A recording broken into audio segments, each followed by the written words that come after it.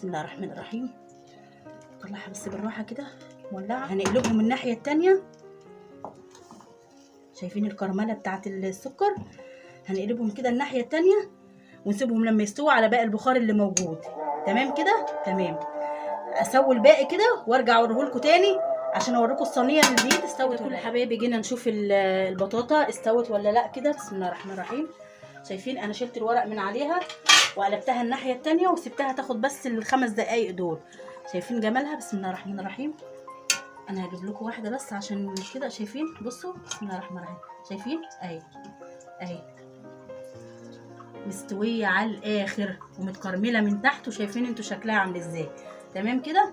تمام. نقفل على دي ونيجي نشوف التانية. بسم الله الرحمن الرحيم. شايفين اللي في الصينيه عامله ازاي؟ تحفه.